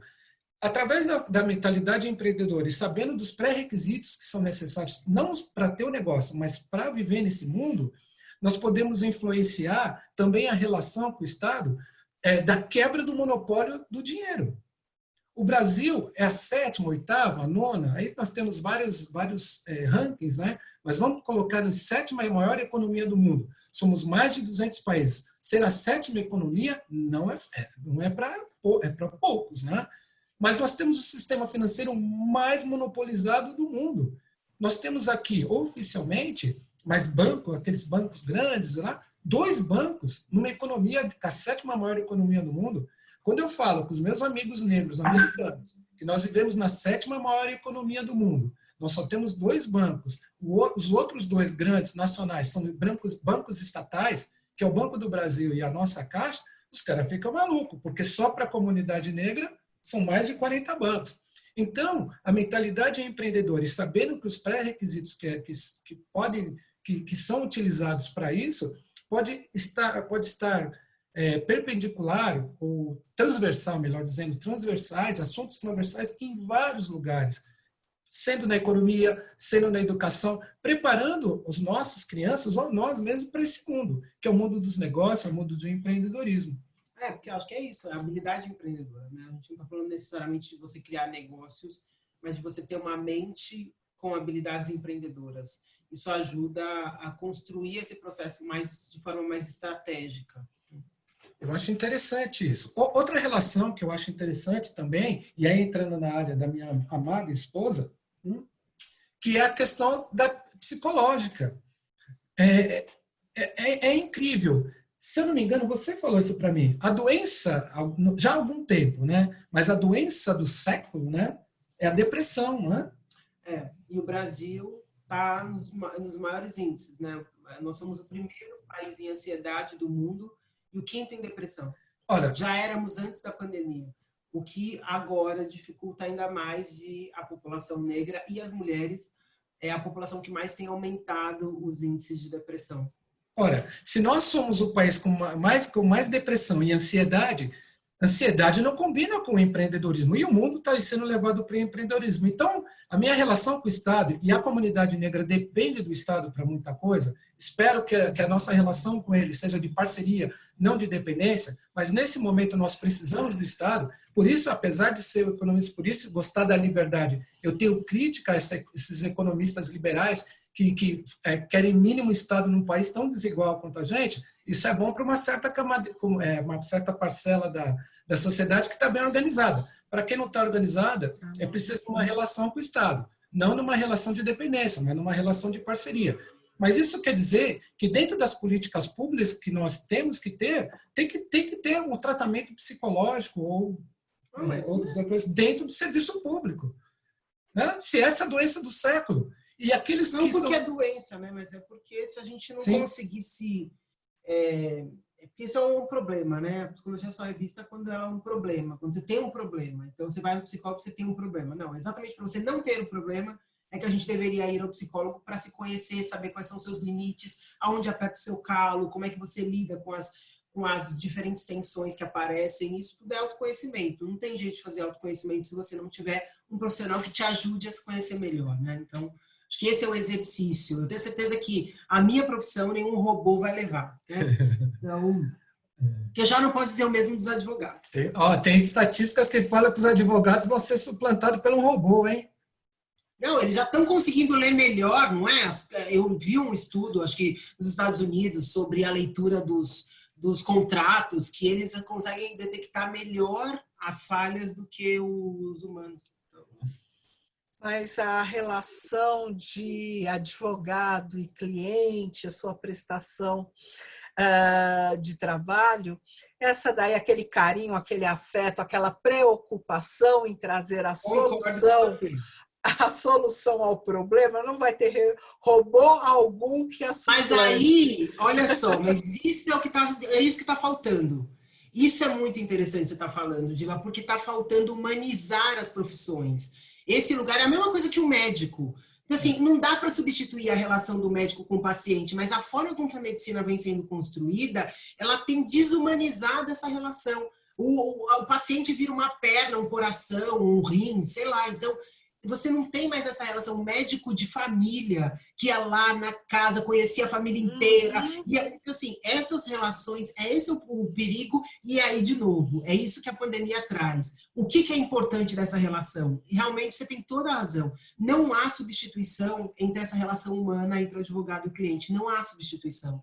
E é, muitas vezes, o que era o caminho que a gente estava construindo e que agora está dizendo assim, gente, tudo bem, pode até ser que com um contrato, inclusive assim, é uma coisa chata para fazer, deixa os robôs fazerem, a gente vai cuidar das coisas que são importantes, que é essa relação humana. Então, acho que você tem toda a razão. É nesse sentido que eu falo que se nós logo no começo da nossa conversa, que já está durando bastante, e eu estou gostando, né?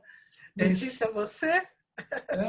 Se você pensar que das vários sentidos que a gente pode dar para a reparação, e um desses sentidos é um ajuste de rumo, eu acho que como comunidade negra, nós temos vários ajustes, mas eu lembro agora que um desses ajustes, o primeiro a preocupação com a questão econômica. Se lá atrás, pensando na história dos fundadores, não é fundador do movimento negro, mas essas pessoas que vem aí a partir da redemocratização do Brasil, estou falando da década de 80, vem lutando para essa conceituação, para a expansão do movimento negro, e aqui eu faço uma homenagem a duas pessoas que são exemplo, que vou puxar o saco, sardinha aqui, que são da família, que é a dona Neuza Poli, que é a mãe da Mafuane, que dedicou a sua vida, uma parte da vida dela como militante, e a outra parte dela para cuidar de 5 filhos, e conseguiu criar 5 filhos. USP, Unicamp, GV, PUC, quem mais? E Unesp. 5 filhos, sozinha. Então, essa homenagem que devemos falar, essa é a força da mulher negra. Então, é uma homenagem dela. E sem esquecer a militância dela, mas um certo tempo ela dedicou por várias circunstâncias a se dedicar a criar 5 líderes da comunidade negra. E também não posso deixar também, apelo histórico, do pai da Mafuane, que é o doutor Ivair. Por que eu lembro dessas duas pessoas e aí fazendo uma homenagem ao movimento negro, linkando com a questão da reparação? A reparação, nesse sentido que eu estou falando de ajuste, não é acabar com o que fez o movimento negro. Ele fez o que fez com as armas que tinha, armas eu não gosto de falar, com os instrumentos que tinham naquela época, com o conhecimento que tinham. Então, qual que foi a primeira, acho que o primeiro ajuste, a primeira reparação que foi pensada? Primeiro, a questão de você pôr dados, academicamente, esse movimento negro, e a AMAR pode completar nesse sentido, ou retificar. Então, é a questão da academia. A gente precisa estudar, o negro precisa estudar. Os próprios militantes foram estudar. Então, eles se tornaram doutores, professores, etc. e tal. Mas é um mundo que é um pouco distante da gente. Porque enquanto você tem um movimento negro, pensando na década de 80 para cá, que é acadêmico, que é muito pouco, ainda hoje é muito pouco, não estamos 6% ainda, mesmo em universidades particulares, com o advento do aumento das universidades, ainda somos 6%, não chega a 10% dentro das universidades, então é muito pouco. Então, imagina lá atrás. Então, viemos para essa questão da academia. A outra é a questão da identidade. A identidade negra, a construção da identidade negra, a partir que você formou esse conceito, veio a identidade negra. Então, nós formamos essa identidade negra. Inclusive, também, muito amparado pela questão da esquerda, num confronto aí um pouco com a identidade branca, que é a branquitude. Então, nós tivemos esse segundo ponto. Qual que é o terceiro ponto que eu acho que é esse ajuste, essa reparação que nós temos que fazer? É a grana, é o dinheiro, é a preocupação com o financeiro. Porque sem esse instrumento, fica muito difícil as lutas. E eu não estou falando dinheiro pelo dinheiro. Sempre pensando nessa mentalidade, nesse conceito de empreendedorismo, é um instrumento que a gente precisa lidar. Se o racismo é baseado numa questão para esse sistema racista, ele se baseia no poder econômico, no poder político, nós não podemos estar fora desse jogo. É lógico, não é um projeto, e acho que talvez seja uma dificuldade que a gente tem. Como nós vivemos sempre na emergência, a gente quer, assim como o que perpassa para a nação brasileira, perpassa na comunidade negra e é acentuada pela questão do racismo. Nós somos latinos, né? Nós somos muito imediatistas, né? Então a gente não consegue ver a longo prazo. Nós temos aí as universidades da singularidade, que os caras estão pensando há 100 anos. O Japão, eu fiquei abismado. Os caras têm plano para o Japão 20, 50, 75, 100 anos. Enquanto isso, a gente tem um governo aqui, não quero entrar nessa seara, que fica lutando. Eu não tenho, nem sei o que esse governo, que seria a liderança desse país, o governo. Aliás, os governos em gerais, eu não sei o que se pensa para uma cidade, numa eleição como São Paulo, eu não sei qual é o plano para daqui a 2, 3 anos. Como que você faz um país? Tudo que a gente precisa é estabilidade na nossa vida, né? Então, o movimento negro, ele teve essa construção e eu acho que o próximo caminho é como a gente entra nesse jogo do poder econômico, não dinheiro pelo dinheiro, mas como um instrumento de ascensão. Nós precisamos formar uma classe média. E não é uma classe média apenas de renda. Ganhava 1.500, agora ganha 2.500, você é classe média.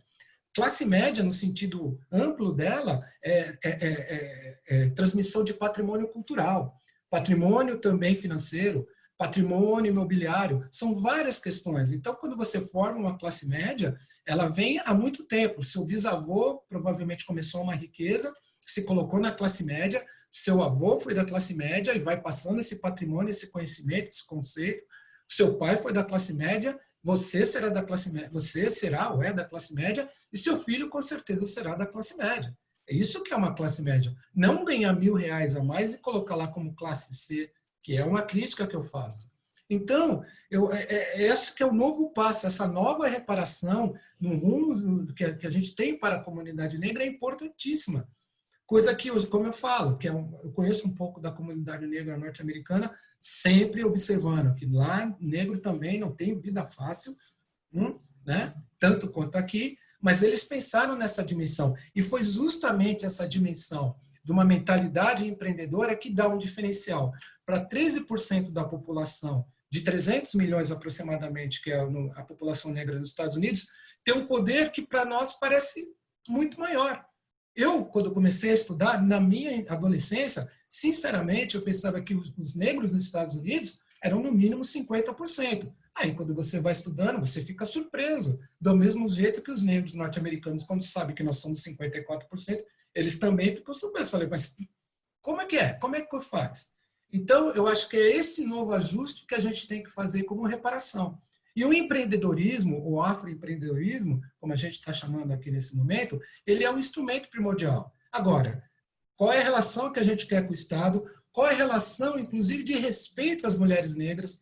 Através da história do empreendedorismo negro, eu fiquei sabendo da luta das mulheres negras. E foi isso que me fez sempre pensar o seguinte, pensar no empreendedorismo negro é pensar na mulher negra. E se pensar na mulher negra, você traz o conjunto de qualidades que, nesse momento, estão ligadas a esse mundo. Eu acho que é super importante a gente pensar nisso. O empreendedorismo negro, na minha opinião, já pensava assim antes, mas principalmente nessa questão da pandemia, ele pode ser um instrumento de revitalização da economia brasileira. Pode falar, Dino. Não, realmente, essa sua exposição, ela faz com que a gente reflita um pouco quais os caminhos que iremos tomar. Porque é um momento, o término dessa pandemia, a solução desse problema que nós estamos vivenciando, desse problema de saúde que estamos vivenciando, ele tem que servir para que a gente reflita, porque as oportunidades e as possibilidades, principalmente para a nossa comunidade, principalmente para aqueles que estão na base da pirâmide, e essa base da pirâmide ela é constituída no seu maior número por mulheres e mulheres negras, mães solos, aquelas avós que cuidam da família toda, cuidam da filha, do neto, do filho, talvez aquele filho que esteja preso, talvez aquele filho que está envolvido com drogas, e ela traz esse peso nas suas costas. E como é que a vida dessa pessoa vai ser daqui para frente? Porque ela vai perder a oportunidade, as possibilidades dela de cuidar do seu negócio, de gerar oportunidade para os seus outros que necessitam tanto quanto ela, porque a importância que eu vejo do empreendedorismo é a possibilidade de você agregar cada vez mais aqueles que necessitam, você incluí-los no seu trabalho, no seu planejamento. E isso tudo vai estar reduzido. Isso tudo já está reduzido, né? Não é que vai ficar, já está reduzido, porque nós estamos vivenciando isso com os pequenos empreendedores, com os nossos clientes que estão aí, que são empresários, que são comerciantes, que já não conseguem mais sustentar ou garantir o emprego dos seus, a garantia o emprego dos seus funcionários, a garantir a sobrevivência do seu negócio. Então, isso vai ser muito difícil. E nesse ponto, eu creio que a sociedade terá que mudar o seu posicionamento. Nós vamos ter que tratar a todos com um pouco mais de humanidade, com um pouco mais de cuidado, porque senão a sociedade nós vamos cada vez nossos avanços ficarão estagnados e muitos dos nossos avanços serão perdidos, né? E é isso que a gente precisa fazer. Uma coisa interessante que eu ouvi você falar é para a gente tomar cuidado, né? Que, por exemplo, a própria questão feminina, a questão da luta contra o combate à violência contra as meninas, houve uma regressão, né? Me parece. Não é regressão. Não, houve um aumento, né? Um aumento, mas parece que você falou... As denúncias, sim, a gente voltou 10 anos na luta contra a violência contra as mulheres, porque hoje, né, a gente vinha avançando aí para trazer a consciência de que a violência ela não é uma violência só física, né? Quando ela chega na violência física, todas as outras violências já aconteceram, e o que acontece hoje é que, infelizmente, o que tem chegado para a polícia tem sido as violências extremas. Então, ou a mulher já morreu, ou ela sofreu uma violência muito grave física. Então, a gente tem tido muita dificuldade com as denúncias e com o registro dos boletins de ocorrência, e porque tem sido cada vez mais, e é isso que é o processo de inovação, né? Você conseguir olhar para que outras formas você pode ajudar as mulheres, uma vez que elas não estão conseguindo sair de casa, né, para poder pedir ajuda. E eu acho que pegar essa fala que a Diva fez, e olhando aqui as perguntas, né, aqui no final, a Cristiane trouxe, e aí pegando isso que você falou, Marco, sobre esse lugar que a economia e a política têm na nossa vida, né? A gente tem muito medo de falar dessas duas coisas, muito receio, a gente está no ano eleitoral, vai ser um ano dificílimo eleitoralmente falando, e o quão é importante a gente estar preparado para esse processo, muito consciente da responsabilidade que cada uma de nós tem, não só em votar, como se colocar nessa condição, né? É um lugar muito difícil, é uma escolha, né? É uma missão. Eu acho que quem escolhe a política, assim como quem escolhe o mundo corporativo, assim como quem escolhe uma profissão ou outra profissão, ele é um lugar que deveria ser visto com muita responsabilidade. O que a gente tem visto são a gente conseguir eleger o que tem de pior, né? Como que você fica imaginando o que está acontecendo no Rio de Janeiro? Assim, para mim, o Rio de Janeiro é um claro exemplo do problema que a gente tem no país. Como que a discussão na Secretaria de Saúde é você comprar o soro para 3 anos. Assim, essa discussão de ontem, a notícia de que né, a Secretaria fez um pedido tão desproporcional que daria para você atender todo o estado do Rio de Janeiro por 3 anos, no meio de uma pandemia. Do que a gente está falando, como as pessoas... Então, eu acho que essa responsabilidade da gente escolher com muita seriedade quem serão os nossos representantes. Sempre foi uma grande responsabilidade, mas a gente tem visto o efeito das nossas escolhas ruins e da forma ruim também como a gente dirigiu a política, né? Porque, obviamente, ninguém chegou no governo porque estava tudo bem do outro lado e todo mundo que seja de esquerda ou de direita, esses extremos, eles só dificultam essa relação. Então, acho que isso é uma coisa. E a outra coisa que a Diva trouxe, que eu acho que é super importante, é essa questão da humanização. E a Janete trouxe um depoimento, eu não sei quem é, não sei se é a nossa... a Janete Costa, ela falou que precisa trabalhar com humanização e afeto nas relações e nos negócios, né? Pode...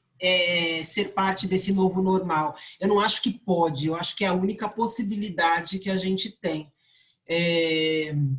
Então, é isso mesmo, Cristiane, a gente está dando uma procuração em branco para essas pessoas tratarem das nossas dores e problemas, ou não tratarem, ou lidarem com 40 mil mortes como se fosse coisa da vida. As pessoas vivem, as pessoas morrem, então, assim, faz parte da vida.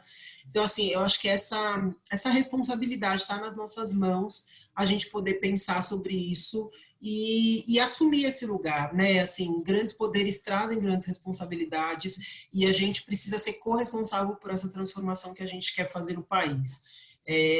Isso está nas nossas mãos. E quando o Marco fala sobre essa questão da gente se ver como um grupo com muito poder, como 54% da população, também passa por a gente conseguir colocar todo mundo nessa compreensão. A gente não tem essa compreensão, a gente nunca imaginou. Eu ficava falando, gente, para mim o maior exemplo que a gente tinha era a greve dos caminhoneiros, mas quem imaginou que os caminhoneiros iam literalmente parar o país? Eu nunca imaginei que essa fosse uma categoria que de fato pudesse parar o país. Eu nunca passou isso pela minha cabeça.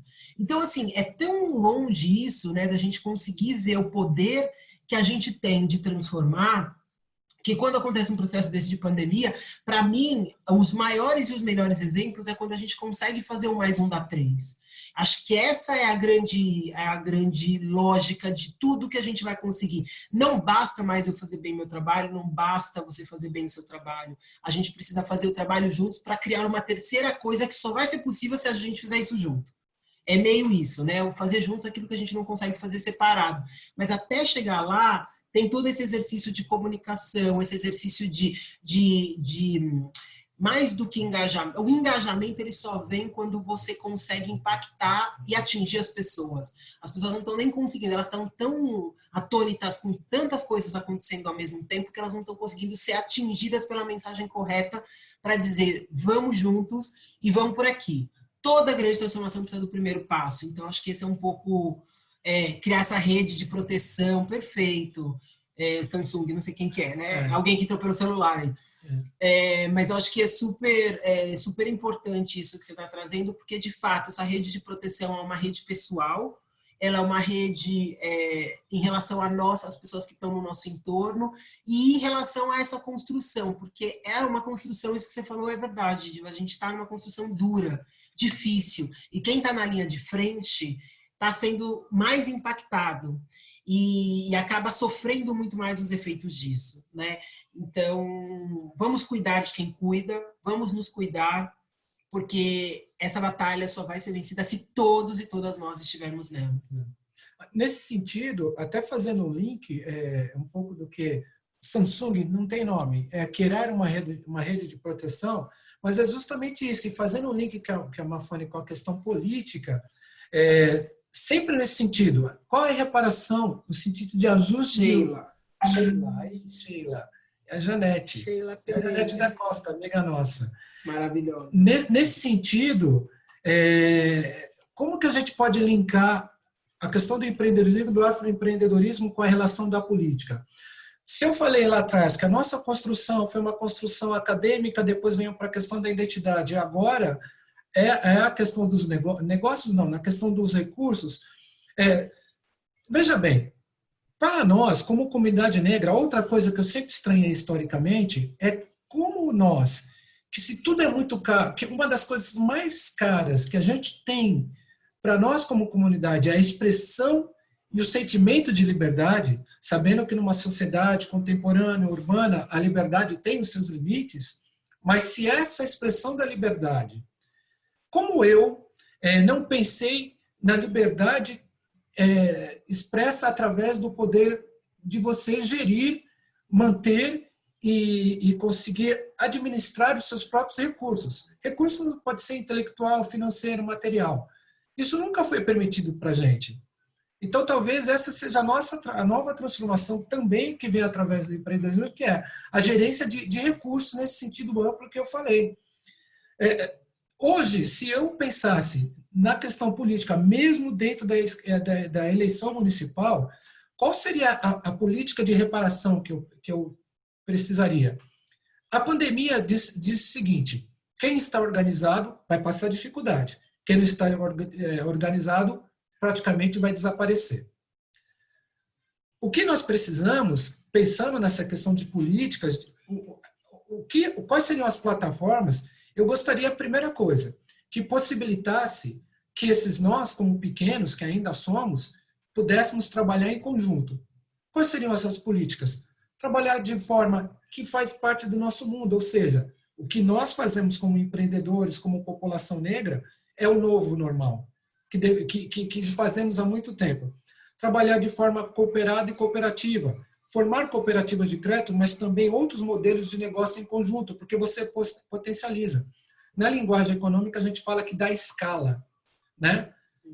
Essa é uma das primeiras coisas que eu observaria numa plataforma, que seja municipal, estadual, municipal ou federal.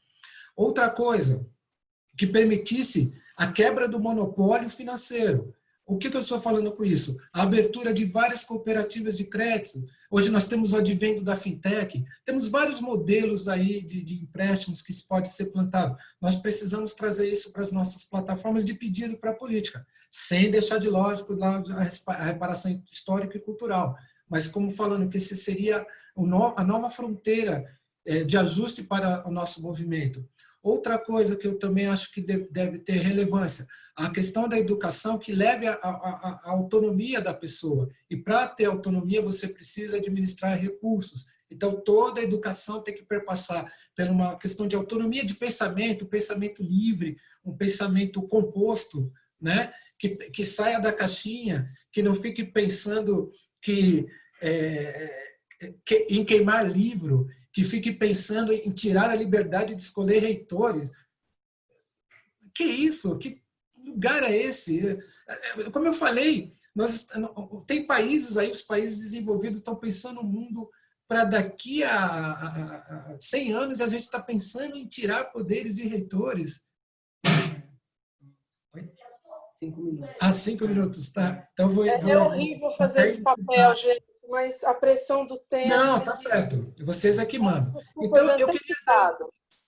Não, inclusive, como fechamento, eu acho que se a gente pensar que essas são as reparações, que esse é o novo ajuste para o movimento negro, e um detalhe, tudo que a gente está falando do empreendedorismo negro, não é para o negro, porque se a economia da população negra for bem, a economia do país vai bem. Se a mulher negra ganhar mais, se a mulher negra tiver o protagonismo, a família negra vai bem. É essa a relação que eu quero fazer. E a Janete falou exatamente isso. É a nossa Janete. Ai, te amo, Janete. Sentindo falta das suas comidas maravilhosas, orgânicas, que nos alimentam o corpo e a alma. A partir de toda essa discussão, é isso que o Marco falou, né? Eu consigo pensar que o novo normal obrigatoriamente passará pelas mulheres e por todas as questões relacionadas ao negro. É isso mesmo, né? Enfim, eu também só quero agradecer e dizer que essa discussão é só o começo, né? Obrigada pelo convite. Enfim, a gente segue juntas e juntos nesse caminho, que é uma longa jornada, né? Ela é uma maratona, então, como uma maratona, ela precisa que todo mundo fique bem. Eu sempre faço essa analogia de que essa pandemia ela é meio um tsunami, né? A gente está tentando sobreviver esse tsunami, quando ele passar, ele vai deixar um rastro. E a gente precisa estar muito forte para lidar com o rastro que ele vai deixar. Então, não dá para a gente morrer nesse momento, não dá para a gente morrer na praia, a gente só vai conseguir fazer isso se a gente estiver juntos. Porque, de fato, é muito pesado. Então, vamos juntos. Obrigada. Juntos e em casa, né? Só como palavra final, Diva e Simone, obrigado também. E eu tenho também uma outra lembrança, da minha mãe. Minha mãe faleceu agora, e ela quando eu era pequena, ela tinha todas essas pegadas racistas, mas ela mudou. Ela, com 40 anos, ela mudou. Então, eu acho que se uma pessoa que não teve o ensino fundamental completo consegue mudar, poxa, não é possível que a gente, com tanta faculdade, com tanto acesso à informação, a gente não consegue mudar. Agora está em nossas mãos. Olha, o agradecimento é nosso. Muito obrigada por essa conversa, por esse bate-papo restaurador, estimulador. Vocês contribuíram muito, muito. A minha admiração pelo casal, ela aumentou muito, muito, muito mais, porque vocês sabem, adoro vocês, tenho vocês no coração, pelo trabalho, pela preocupação que vocês têm com a nossa sociedade, com a construção de um mundo melhor para todos. E eu gostaria de fazer um parênteses, para que a gente não desanime e a gente entenda que o mundo ainda, as pessoas lutam para fazê-lo melhor. Com os últimos acontecimentos da semana passada, realmente eu estava extremamente exaurida, cansada, desacreditada e, sabe, reclamando, dizendo assim, olha, a gente faz, mas a gente não consegue avançar. E, satisfatoriamente, no domingo eu recebi uma mensagem da filha de uma amiga minha, que tem um padrão de vida diferenciado para os padrões que nós convivemos e conhecemos. Ela mora na Holanda, ela foi fazer mestrado lá, e a tese dela foi tão bem aceita, o trabalho dela foi tão bem aceito, que ela está trabalhando na universidade na qual ela fez o mestrado. E ela me mandou uma mensagem dizendo assim, Diva, por favor, você me ajuda a entender o que é o racismo? Porque ela disse, o racismo não faz parte da minha vida, porque eu não tenho práticas racistas, eu não me vejo tendo práticas racistas, comportamento racista, e esses acontecimentos que estão abalando, essa comoção que está acontecendo nos Estados Unidos, também aí no Brasil, essas perdas que vêm ocorrendo no Rio de Janeiro, com crianças, com mulheres, ela falou, isso está me abalando muito. Ela falou, mas eu não sei como lidar, o que fazer com isso. E eu não quero continuar ignorante. Eu sinto que eu tenho algo a fazer. Então, eu não posso continuar estática, eu não posso continuar no meu lugar de conforto, no meu lugar de privilégio. Eu quero contribuir. Ela reuniu mais 4 ou 5 amigas e vieram conversar comigo e pediram para mim que eu as desculpasse porque por elas não conhecerem, não entenderem o que é racismo, mas elas querem entender até para se melhorarem. Elas falaram, eu quero ser uma pessoa melhor e quero contribuir com essa construção, com a minimização dessas práticas racistas. Eu quero saber que quando uma pessoa estiver do meu lado se comporte de forma racista, eu quero poder repreendê-la. Eu quero discutir com os meus iguais que o racismo realmente existe. Então, nem tudo é tão ruim, é tão assustador. A gente ainda tem que acreditar no ser humano. Temos as nossas diferenças, as nossas dificuldades, mas somos seres humanos e vamos crescer e vencer tudo isso. Só juntos que nós iremos vencer tudo isso, né? Mas, mais uma vez, muito obrigada pela contribuição de vocês com a Comissão da Verdade sobre a Escravidão Negra no Brasil. Meus agradecimentos às pessoas que compartilharam conosco esse momento de aprendizado, e queremos, daqui a algum tempo, repetir essa dose, mas aí numa situação bem diferente e todos com o coração acalmado e com a certeza de que ajudaram a fazer a transformação nesse mundo.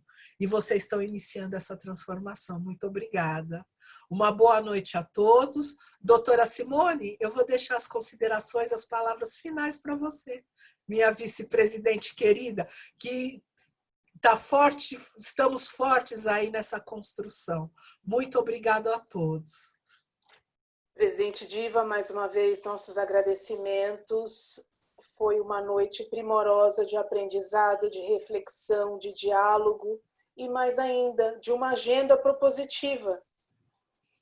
Em tempos tão desafiadores, saímos com uma série de lições de casa, mas não umas lições de casa simplesmente conteudistas, mas lições de casa que resgatam a nossa contribuição para essa sociedade e que renovam o nosso compromisso, o nosso empenho para uma sociedade inclusiva, justa, solidária, plural, para todas, para todos, para todos. Essa é a nossa missão. Essa é a missão, esse é o compromisso da OAB São Paulo e, em especial, da nossa Comissão da Verdade sobre a Escravidão Negra. Esse é o nosso trabalho. E estamos muito gratificadas, muito gratificados por termos esses convidados primorosos e termos essa plateia que nos estimula a prosseguir. É isso que temos que fazer. Uma boa noite para todos, para todas, por favor.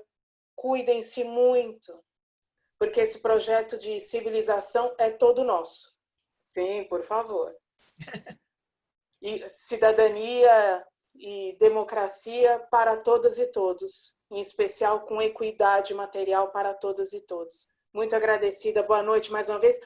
E o meu último agradecimento à nossa Secretaria de Comissões, que sem o aparato, sem o cuidado, sem a competência, na pessoa do Tiago, essa noite maravilhosa não seria possível. Muito agradecida mais uma vez. Boa noite a todos, nossos agradecimentos.